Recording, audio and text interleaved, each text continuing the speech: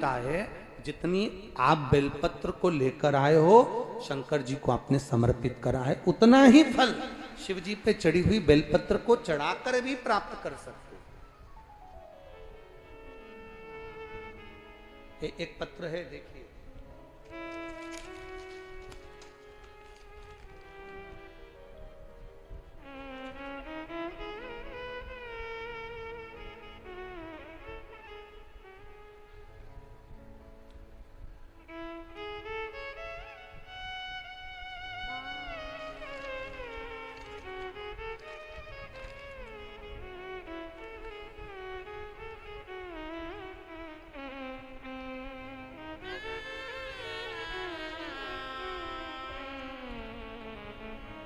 गुरुजी, मेरा परिवार लॉकडाउन 2020 से आपकी कथा श्रवण कर रहा है। इसमें नाम देखो, कहीं नाम आएगा। मैं दिल्ली शास्त्री पार्क, जमुना पार्क परिवार सहित आई हूं। गुरुदेव, 2005 में विवाह हुआ, संतान की प्राप्ति नहीं हुई। डॉक्टरों का इलाज करवाया 2005 से, पर कोई संतान की प्राप्ति नहीं हुई। लोग हमारी हंसी करते थे, आड़ा टेढ़ा कहते थे, बांझ तक संबोधन कर देते थे। डॉक्टरों के अनुसार मेरे गर्भ में टीबी का रोग भी हो गया था। उन्होंने मुझे गर्भ में टीबी का रोग बता दिया था, जिसका इलाज भी चला। संतान कभी नहीं होगी, ये डॉक्टरों ने कहा था। तभी हमने 2020 तक इलाज करवाया, उसके बाद हमने दवाइयां बंद कर दी। 2021 में हमने डॉक्टर से फिर कोई दवाई नहीं ली और सारी दवाइयां लेना बंद कर दी। मैंने 2022 को पशुपतिनाथ का व्रत किया, 3 महीना इंतजार किया, कोई सफलता नहीं मिली। गुरुदेव, आप हमेशा व्यासपीठ से कहते हो कि पशुपति व्रत करने वाले को 3 महीने में फल मिलता है, पर गुरुदेव मैंने 2022 में पशुपतिनाथ का व्रत किया, सफलता नहीं मिली। मैं 3 महीने इंतजार करती रही। तब मेरा आस और विश्वास दोनों टूट गया।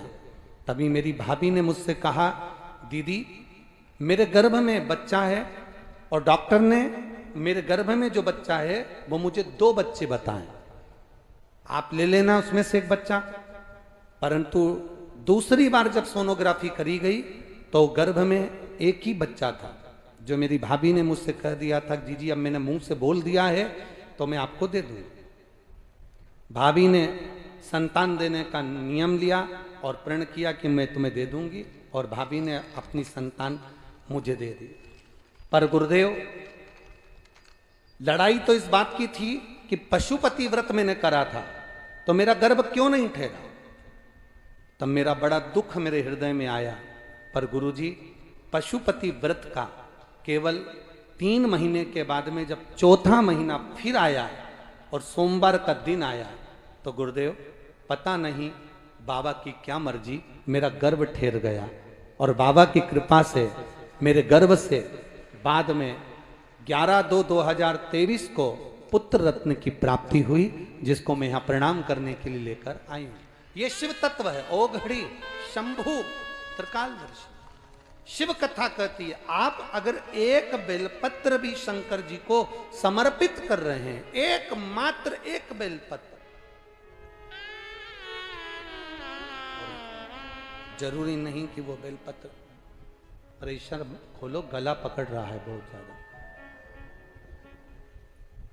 जरूरी नहीं कि एक बेलपत्र आप अपने घर से लेकर जाएं या एक लोटा जल आप अपने भाव के, आप तो वहां जो शंकर भगवान को बेलपत्र समर्पित है, जो शिव जी के पास में बेलपत्र है, आप उसको उठाकर धोकर भी अगर आप समर्पित कर रहे हैं तो देवाधिदेव महादेव उसको स्वीकार कर रहे हैं। भगवान शंकर उसको स्वीकार कर रहे हैं, भगवान शिव उसको ले रहे हैं।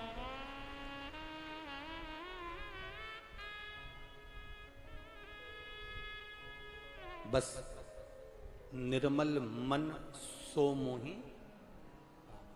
आपका मन, आपका भाव, आपका हृदय जितना शुद्ध होगा, जितना निर्मल होगा, जितना श्रेष्ठ होगा, भगवान को मिलने में उतनी देरी नहीं होगी, वो तुरंत मिल जाएगा। महाराज,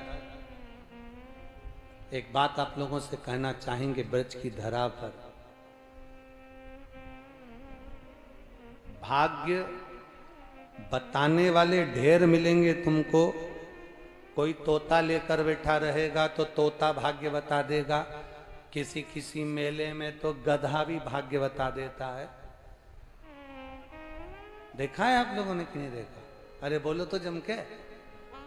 तो वो गधा भी जाकर खड़ा हो जाता है तो भाग्य बता देता है, तोता भी भाग्य बता देता है।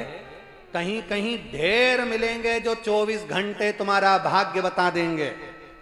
परशु महापुराण की कथा कहती है, भाग्य बताने वाले बताएंगे, और जो भाग्य में होना है वो तुम्हारे सामने तो कोई बताए चाहे ना बताए, तुम्हारे सामने तो वो आएगा ही, जो तुम्हारे भाग्य में लिखा हुआ होगा। पर इतना जरूर है, भाग्य बताने वाले ढेर मिल सकते हैं, पर भाग्य बनाने वाला तो केवल एक देवाधिदेव महादेव, केवल एक शिव के सिवा, भगवान शंकर के सिवा कोई भाग्य बनाने वाला नहीं हो सकता। शंकर के सिवा भाग्य बनाने वाला दुनिया में कोई नहीं हो सकता। केवल अगर होगा तो मेरा देवाधिदेव महादेव ही होगा, मेरा शिव ही होगा, केवल शिव। क्या देगा क्या ना देगा ये उसके ऊपर निर्भर करता है। देखा, सृष्टि की रचना भगवान ब्रह्मा जी के कहे और शिव जी ने कहकर सृष्टि की रचना करी। हृदय से दक्ष को प्रकट किया। माता प्रसूति और दक्ष का मंगल विवाह हुआ।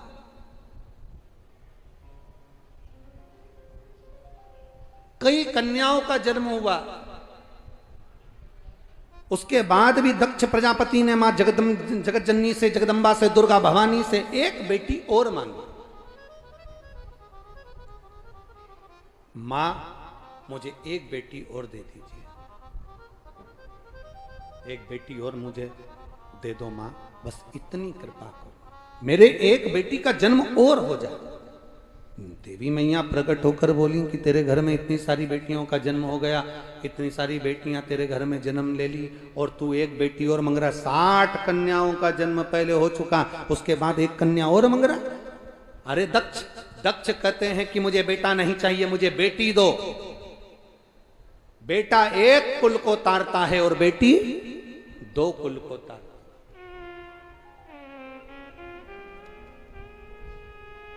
बेटी 2 कुल को तारती है, पर दुख कब होता है?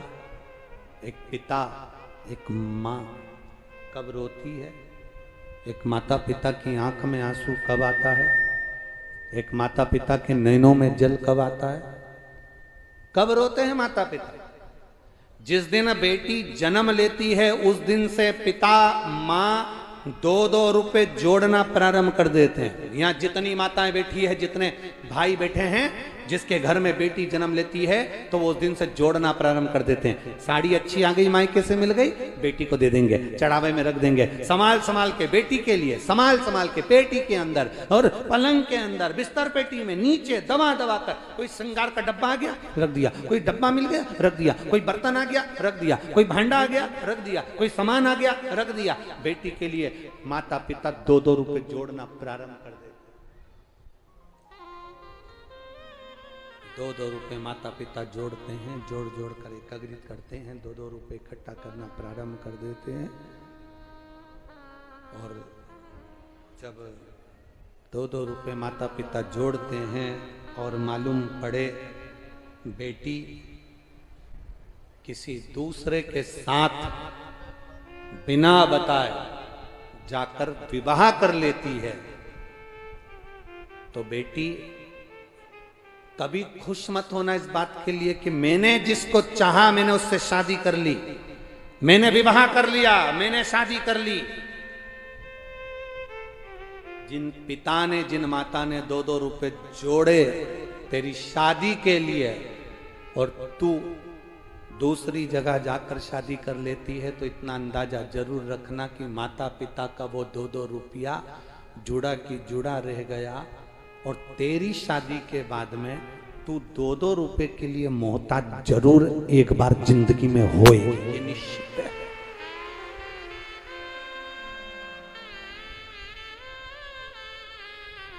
शिव महापुराण की कथा कहती है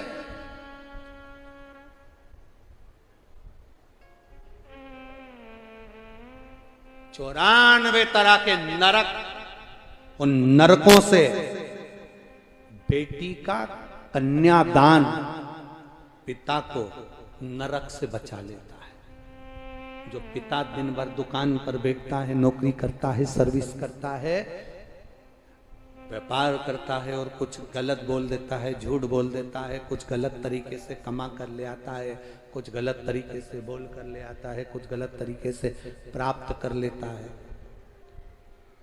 जब वो अपनी बेटी का हाथ पीला करता है, जब बेटी का कन्यादान करता है, कन्यादान का जब वो संकल्प करता है, पिता अपनी पत्नी के साथ बैठकर बेटी का हाथ पीला करता है, कन्यादान करता है। पिता अपनी दुकान पर बैठकर नौकरी में, सर्विस में, व्यापार में, व्यवसाय में कितना भी छल करा हो, बेईमानी करा हो, कपट करा हो, झूठ बोला हो, पिता ने अपने बच्चों को परवरिश करने के लिए कितना भी झूठ बोला होता है, पर जब बेटी का कन्यादान बाप करता है, जब कन्यादान का संकल्प छूटता है, हाथ में से पिता का जल छूटता है, उस समय पर कन्यादान करते समय, बेटी का कन्यादान करते समय बाप सारे नरकों से मुक्त हो जाता है और पिता नरक नहीं भोगता है। पिता नरक नहीं भोगता। बेटी का कन्यादान करने वाला बाप कभी नरक में नहीं जाता। अब ये बेटियों पर निर्भर है कि आप अपने पिता को कन्यादान का मौका दे रहे हो कि ना दे रहे हो। ये बेटियों पर निर्भर है कि आप अपने पिता को कन्यादान करने का मौका दोगी कि नहीं दोगी। हमारा निवेदन इस व्यासपीठ के माध्यम से, ब्रज की इस धरा से, ब्रज की इस भूमि से, ब्रज की इस रज से है,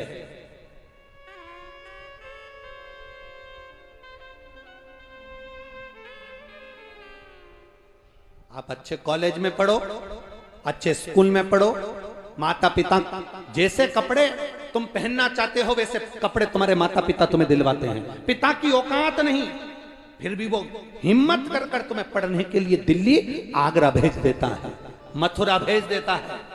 पिता की सामर्थ्यता नहीं, फिर भी वो बड़े से बड़े कॉलेज में तुम्हारा एडमिशन करा देता है और इस विश्वास पर भेजता है कि मेरी बेटी मेरा नाम करेगी। मेरा बेटियों से निवेदन है, तुम कितने भी अच्छे कॉलेज में पढ़ना, कितनी अच्छी एजुकेशन लेना, पर निवेदन है अपने पिता को कन्यादान का मौका जरूर देना, जरूर दो। अपने पिता को कन्यादान का मौका जरूर, उसको कन्यादान करने का मौका दो। वो बट पढ़ो, खूब पढ़ो।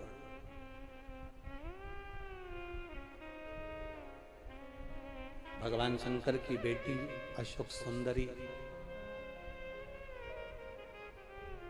अशोक सुंदरी इतनी सुंदर थी, इतनी सुंदर थी कि उसको पाने के लिए बहुत बहुत एक हुंड नाम का दैत्य, कोई असुर, कोई राक्षस, कोई देव अशोक सुंदरी को पाना चाहता था। पर भगवान देवाधिदेव महादेव की पुत्री अशोक सुंदरी इतनी सुंदर, इतनी सुंदर, मां जगतजननी जगदम्बा ने जिसको प्रकट करा हो, माता पार्वती जी ने जिसको प्रकट करा हो, वो साधारण कैसे हो सकती है। तब राजा नहुष की कथा वर्णन करती है। राजा नहुष का संबंध आया भोलेनाथ जी के यहाँ कि साहब आपकी बेटी अशोक सुंदरी का विवाह चाहिए, उसका मंगल हस्त कमल चाहिए। तब बाबा ने जब बेटी को विदा करा है, मेरे शंकर भगवान लोग कहते हैं क्या शिव जी किसी कन्या का कन्यादान करे हैं? शंकर भगवान ने अपनी बेटी अशोक सुंदरी का जब कन्यादान करा, शंकर पार्वती स्वयं कन्यादान करने के लिए जब बैठे, राजा नहुष के साथ में जब अशोक सुंदरी का मंगल विवाह हो रहा था, जब बेटी का मंगल विवाह हो रहा था, हाथ में हाथ दिया गया, हल्दी का लेपन किया गया, सुंदर कन्यादान का भाव पिंड रखा गया, सुंदर आनंद के साथ में जब देव अधिदेव महादेव गंगा को हस्त कमल में लेकर बेटी के हस्त कमल पर छोड़ने लगे, तब बेटी अशोक सुंदर की आंख से आंसू बहने लगे। बेटी की आंख से अश्रु बह रहा है।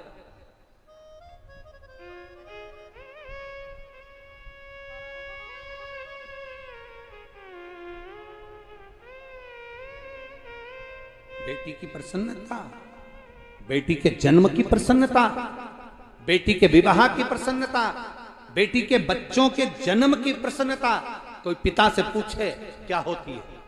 और आप तो ब्रजरज में रहते हो, ब्रजभानु जी के घर में जब लाली को जन्म हुआ था ना, तो ब्रजभानु जी के यहाँ की जो ब्रजभानु जी की जो सासू जी थी ना, राधा जी की नानी, इतनी खुश हुई थी।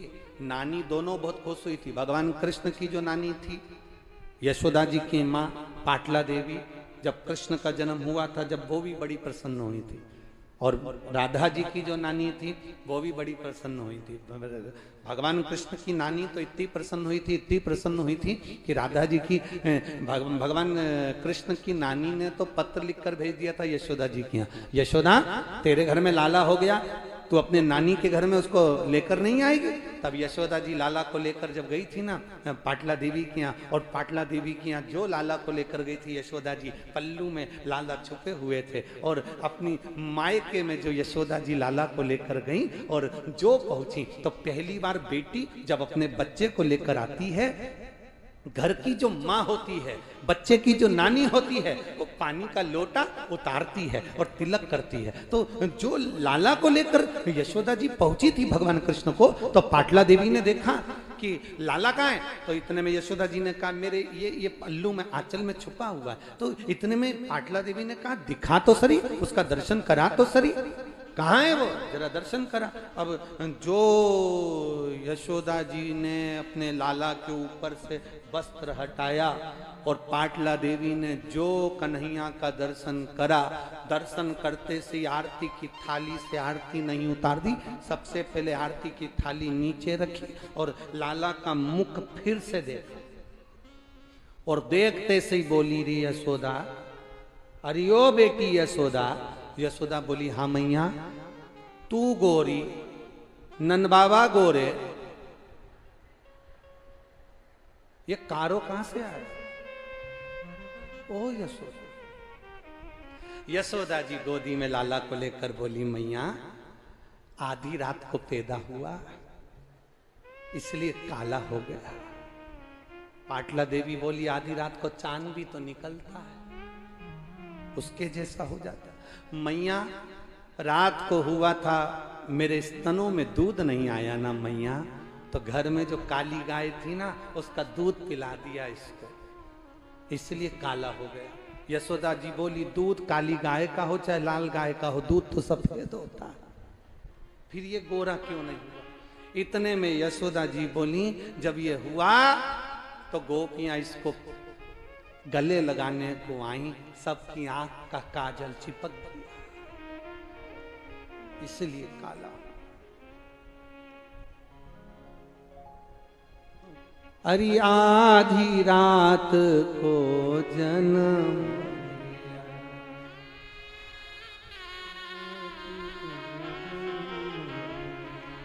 इसने काली गाय का दूध,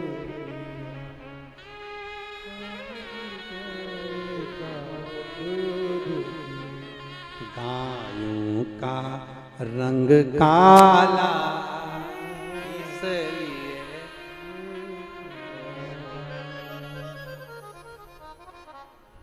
यशोदा जी की मैया पाटला देवी बोली आप तो तूने इसको काला काजल लग गया तो नहलाया नहीं? यशोदा जी बोली खूब नहलाया, पर आज तक गोरा नहीं हुआ। इतने में पाटला देवी बोली तू हट, अब नानी को दे। और जो नानी ने हाथ में लिया, नानी सवेरे से उठती, लहंगा करती ऊंचा, पांव करती लंबा और कन्हैया को पटक लेती उल्टा। कितनी नानी बैठी है यहाँ? जितनी भी नानी बैठी है जरा हाथ तो उठाओ। तुमने अपने नाती की मालिश करी कि नहीं करी? अरे बोलो तो, दोनों हाथ हिलाकर बताओ जरा, सही है? कैसे करी? लहंगा करा उल्टा ऊंचा, और ऊंचा करके छोरे को पटका पांव में। सिर किधर? बोलो बोलो, बच्चे का सिर किधर रहता है? घुटने के पास कि पांव के पास?